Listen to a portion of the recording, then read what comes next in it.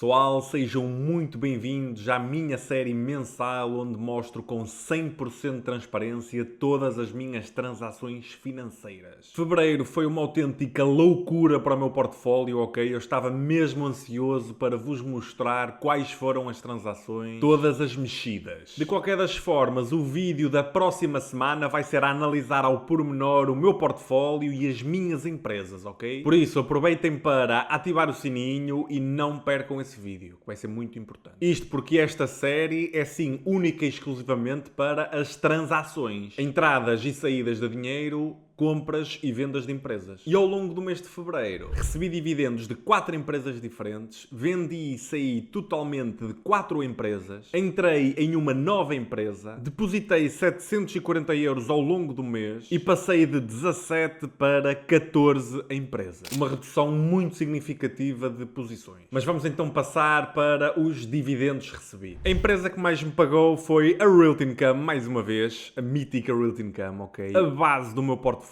Continua a ser de longe a minha maior posição. Possuo ainda 100 ações, pagaram-me cada uma 23 cêntimos por ação, o que totalizou 22,74 euros.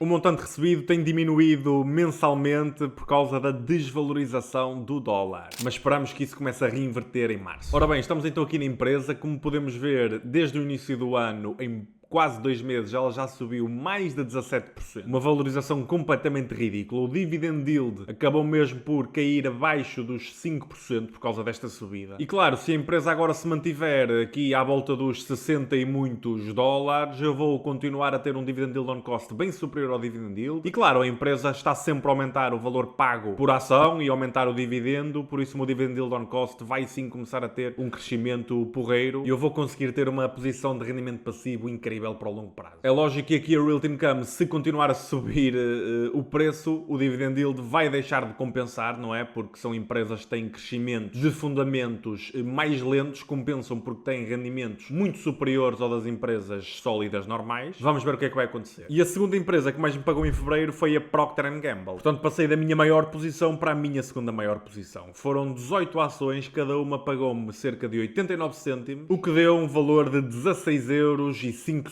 Se viermos aqui ver, a empresa de facto reinverteu e eu consegui ter aqui várias posições bem abaixo do valor atual. Já estou positivo na empresa, felizmente, graças a este DCA que eu fui fazendo ao longo do último ano. E claro, se formos aqui ver desde o início do ano, está com uma valorização de mais de 12%. Esta foi uma das empresas que eu disse que estava desvalorizada em janeiro. Tenho aqui um vídeo no canal exatamente a falar das empresas desvalorizadas em janeiro, dividendos. Eu consegui ter aqui algumas entradas com o dividend yield nos 3%, o que foi muito bom. Portanto, à partida, vou já ter aqui um dividend yield on cost muito bom e crescente numa empresa sólida, 100% alinhada com a minha estratégia de investimento. A próxima empresa da lista é a General Mills, ok? Recebi de 12 ações, cada uma delas pagou-me 52 cêntimos, o que totalizou um valor de 6,21 euros, ok? Nada mal. Vou abordar esta empresa mais à frente, já vão perceber porquê. E a quarta e última empresa da lista é a Lowe's. Foram 3 ações, cada uma pagou-me 1,01 euro, mais ou menos, e totalizou 3,05 euros. Como podem ver, a empresa no último ano teve uma valorização de mais de 17% e só desde o início do ano ela valorizou cerca de 16,25%. Portanto, toda esta valorização foi agora desde o início do ano. As minhas entradas foram colocadas mais ou menos aqui, não é? Como vocês podem ver aqui pelas sinalizações. Estamos a falar de uma empresa que cresce o seu dividendo em média 11,38% nos últimos 5 anos, tem um payout muito baixo, tem uma streak longa de crescimento de dividendo pago por ação, já de 40 anos. Por isso é uma empresa que remunera muito bem o acionista, ok? Ou seja, no total do mês de fevereiro recebi 48,05 euros. Espero sinceramente que seja o pior mês do ano, ok? Mas posso também dizer que foi 400% acima do período homólogo de 2025, ok? Tinha recebido em fevereiro de 2025 9,90 euros. Estava ainda a começar o meu portfólio de dividendos nessa altura. Fevereiro, maio, agosto e novembro são de facto os 4 meses onde eu vou receber menos dinheiro através das minhas empresas, mas espero que esse montante também mude um bocadinho e cresça. Isto porque eu tenciono reforçar algumas destas empresas ao longo do tempo, especialmente a Realty Income. Isto porque eu já tomei a decisão de todo o montante que eu receber através do reembolso do IRS, referente ao ano 2025, vai ser na totalidade para comprar ações desta empresa, deste REIT que paga mensalmente, e assim aumentar o meu fluxo de caixa mensal, ok? Portanto, dificilmente vamos encontrar outro mês a receber 40 e tal euros, ok? Espero mesmo que seja o último. Os dividendos acumulados do ano estão bem fracos, ok? Muito sinceramente. Isto porque eu vou precisar de muito mais para atingir o meu objetivo de 1.200 euros no ano. Vou precisar de aportar mesmo o máximo que conseguir. Mas bem, relativamente a estes dividendos, eu reinvesti-los juntamente com os montantes de depósitos que fiz ao longo do mês, e já vamos falar sobre isso, mas primeiro vamos às vendas, ok? Foram de facto várias movimentações, mas 100% necessárias para eu estar completamente confortável. Hoje, pela primeira vez, sinto que estou com um portfólio 100% alinhado com a minha estratégia de investimento. E na realidade é isso que importa. Bem, eu acabei mesmo por vender Enel, uma empresa com um payout e uma dívida muito elevados. Não paga dividendos trimestralmente, o que para mim também era uma red flag. Os fundamentos são sim muito inconsistentes, ok? E os seus dividendos também. E ainda por cima, a empresa nos últimos anos foi emitindo ações. Portanto, dívida alta, emissão de ações, payout alto, é tudo aquilo que eu não quero que uma das minhas empresas tenha, ok? São red flags, digamos assim. É verdade que é uma empresa do setor da energia, ok? Estava aqui exatamente para dar essa diversificação. O seu dividendo também era muito alto, estava na casa dos 5,tal%, e o dividendo yield on cost ainda estava na casa dos 6%, estava mesmo muito bom. E que o dividendo ao longo de décadas vá crescendo o dividendo. A posição também era muito pequena, era a minha posição mais baixa, e eu acabei mesmo por aproveitar esta reformulação, digamos assim, do portfólio para sair da empresa. Vendi as 48 ações que tinha a 9,13€ cada, o que me deu uma valorização de cerca de 44,37% mais dividendos. A segunda empresa que também vendi foi a Public Storage. Custou-me mesmo muito sair desta empresa porque para mim é um dos melhores REITs. Dava-me também diversificação porque era do setor de self-storage, aquelas garagens nos Estados Unidos. E além disso era um dos poucos REITs que com todas as suas condicionantes conseguia recomprar ações anualmente. Eu considero um ponto mesmo muito positivo. No entanto, eu estava demasiado exposto ao setor imobiliário e apesar de tudo, a Realty Income e a Vichy para mim são os dois REITs mais sólidos. Isto porque, para além de terem fundamentos excelentes, para além de terem portfólios de imóveis incríveis, têm rendimentos passivos muito maiores. Por isso decidi simplificar e ficar apenas com os dois. Isto pode ser apenas um até já, porque eu gosto mesmo muito da Public Storage, mas também sinto que é uma boa empresa para se ter quando se tem um montante de património muito grande, ok? Vendi as 3 ações que tinha a $280,89 cada. Acabei mesmo por vender no vermelho, fiquei negativo 2,89%, mas claro, fui recebendo dividendos, cerca de 4% por ano, portanto devo ter ficado ali no break-even à partida. Ora bem, a próxima empresa que eu vendi é a General Mills. Apesar de ser uma empresa que recompensa muito bem o acionista, ok? Estava-me a fazer perder o foco. Isto porque eu comprei a empresa e estava ali a fazer um DCAzinho exatamente por ela estar muito barata. E de facto a empresa está mesmo barata, mas isso advém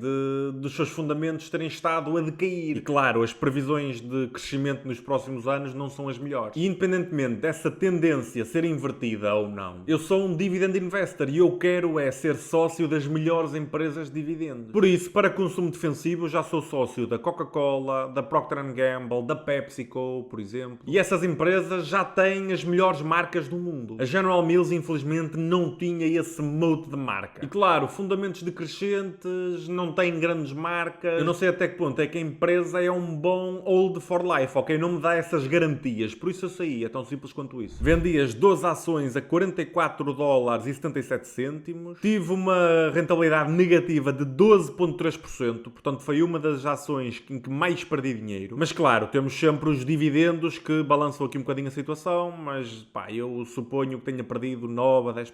E bem, vamos passar agora para a quarta e última venda. Esta aqui eu sei que é sentimental e vai deixar muitos de vocês tristes, mas eu vendi uma das grandes espumadinhas, a Main Street Capital. É verdade, vocês já deviam estar a estranhar, ela paga dividendos mensais e não estava aqui na lista. E atenção, eu continuo a gostar muito da empresa. Vendi porque simplesmente não estava alinhada com a minha estratégia de investimento, mais uma vez. Tenho um market cap muito baixo que vai contra a natureza das minhas empresas e contra a minha estratégia, não é? Eu quero apenas empresas maturadas. O modelo de negócio também era muito arriscado, ok? Não me dava garantias de que o dividendo era sustentável no longo prazo. Se houvesse uma crise, a empresa podia ser fortemente afetada, na minha visão, tendo em conta o seu modelo de negócio. E o dividendo podia ir por água abaixo. Isto porque eles têm participações em empresas pequenas do Texas e emprestam dinheiro também a empresas pequenas e médias do Texas. Já sabem, pessoal, só quero empresas que me dão garantias de dividendos crescentes no longo prazo. Portanto, eu vendi as minhas 15 ações a $63,46 cada. Tive uma valorização de 10,33%, mais dividendos, ok? O dividend yield das minhas posições já andava ali a rondar os 7%. Portanto, acabei mesmo por ter uma boa valorização na empresa. E lá está, já que eu estava também a sair de Main Street, iria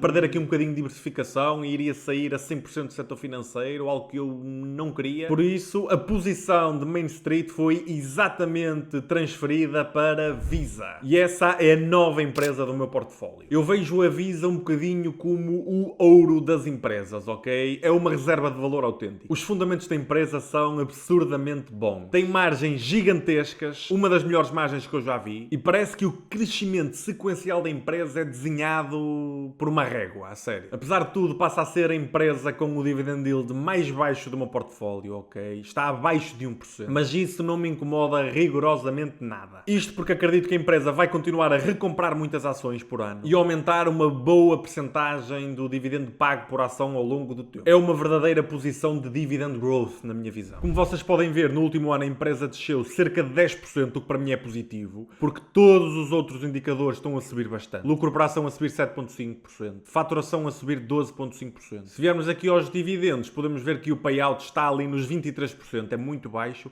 e a empresa só neste último ano recomprou 3% das ações. Isto aqui é mesmo incrível. Dá um shareholder yield de quase 4%, enquanto ela vai crescendo o seu dividendo ali perto dos 15% em média. Eu comprei 3 ações a $326,75 cada e montei assim a minha posição inicial nesta empresa. Bom, e com o restante montante fui reinvestir em empresas que estavam ali nos lugares de baixo do meu portfólio. Isto porque eu tenho o objetivo de, até ao final do ano, não ter nenhuma posição abaixo dos 1.000 euros. Reforcei a Mondelez, já sabem que é uma empresa que tem mote de marca. A posição estava bastante negativa, daí também estar a reforçar. E ficou assim numa posição ali mais próxima do meio da tabela. Reforcei também a Yum Brands, que após finalizar todas estas movimentações e até a reforçar, ela está mesmo no último lugar do meu portfólio, a nível de valor e de peso. Não há muito a acrescentar aqui, é uma empresa completamente sólida, muito escalável, ok, para o futuro. Tem um dividend growth consistente, tem um modelo de negócio que eu adoro, ok. Está 100% alinhado com a minha estratégia, simplesmente. Aumentei um pouco a minha posição na Vichy, exatamente por ser a minha posição mais negativa, e para mim é claramente uma oportunidade, apesar de agora nos últimos tempos já ter vindo a subir. A ideia também era compensar um bocadinho do dividend yield que eu estava a perder, ok? Tentar equilibrar ali um bocadinho para não sentir tanto impacto. Isto porque eu quero sempre ter um bom fluxo de caixa mensal para todos os meses acumular ações de empresas boas. Reforcei também ligeiramente a Union Pacific Corporation. Vocês sabem que eu sou um grande amante daquelas empresas sólidas com grandes moats, fluxos de caixa super previsíveis, não haver qualquer tipo de ciclos dentro da empresa, para ela ter sempre margem de ir recomprando ações e de ir aumentando ligeiramente o dividendo pago por ação. É exatamente isso que eu procuro. A Union Pacific é exatamente tudo isso. É exatamente aquela típica empresa de dividendos que eu aprecio. Comecei a acumulá-la há muito pouco tempo e agora comprei mais uma ação. Depois reforcei bastante a Johnson & Johnson. É a empresa onde eu estou mais positivo, ok, a nível percentual. E eu estava muito desanimado pela minha posição ser muito baixa, por isso eu decidi aqui reforçar em peso. A empresa é demasiado sólida para estar ali nos últimos lugares do meu portfólio. Teve resultados anuais completamente monstruosos. Parecia uma das 7 magníficas. E agora sim a posição já está acima dos 1.000 euros, finalmente. Por fim, com este montante das vendas, eu reforcei a Altria. A empresa é extremamente sólida, ok? Gera mesmo imenso dinheiro. A nível de cash flow é uma coisa monstruosa. Ela consegue remunerar o acionista ali na casa dos 10% e mesmo assim ter muito dinheiro para investir no negócio e acompanhar as tendências do setor e do mercado. Incrível. Tem-se adaptado mesmo muito bem dentro dos limites acredites do setor. Por isso, com este shareholder yield, eu quero manter esta empresa, ok? Podem ver então aqui o big picture do reinvestimento dos 2.500 euros. Já sabem, o vídeo da próxima semana vai ser olhar mesmo para o portfólio. Vocês já vão conseguir perceber o peso que estas empresas têm a nível macro no meu portfólio e na minha estratégia. Mas aqui tem a quantidade de ações que eu comprei em cada uma destas empresas, os meus preços de entrada e, claro, ali o montante total que eu investi em cada uma delas. Mas bom, vamos então agora olhar para os dois depósitos que eu fiz. Fiz um mais no início do mês de fevereiro e outro mais próximo do fim. No primeiro foram 440 euros, que juntando aqui alguns dividendos que tinha acumulado do mês de janeiro, fiquei com praticamente 500 euros para investir. E eu acabei por reforçar duas empresas, ok? Foi a Zoetis e o McDonald's. Tinham mesmo acabado de sair os resultados das duas empresas ali naquela altura. Em ambas foram muito bons, acima das expectativas dos analistas, tanto a nível de receita como a nível de lucro. As projeções para 2026 também foram positivas e acima daquilo que estava esperado. Pá, no caso da Zoetis,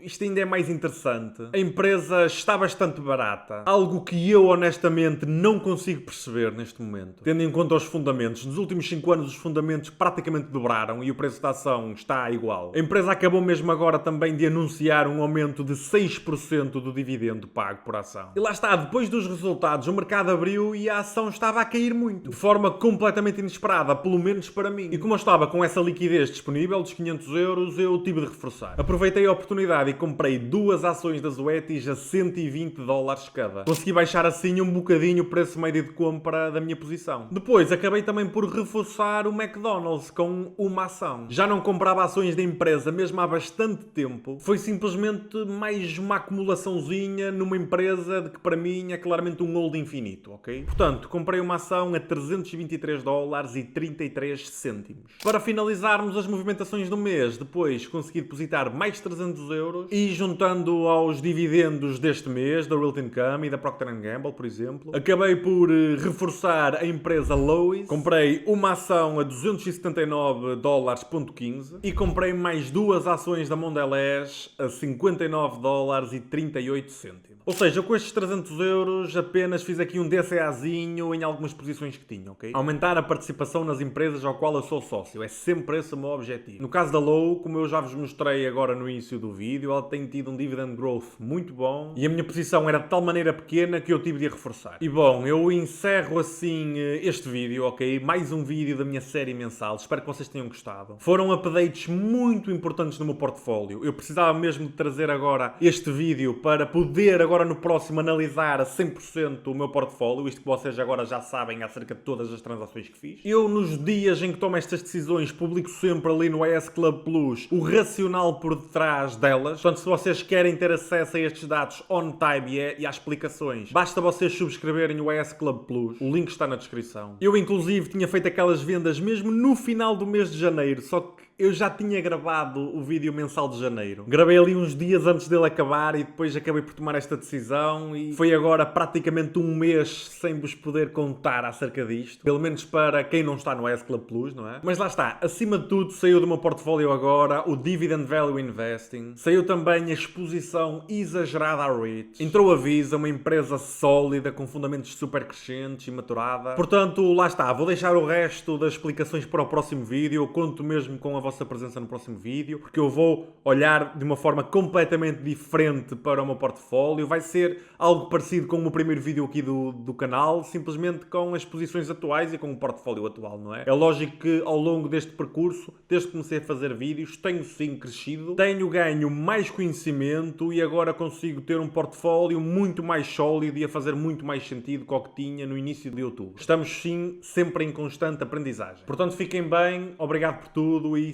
vejo-vos na próxima quarta-feira.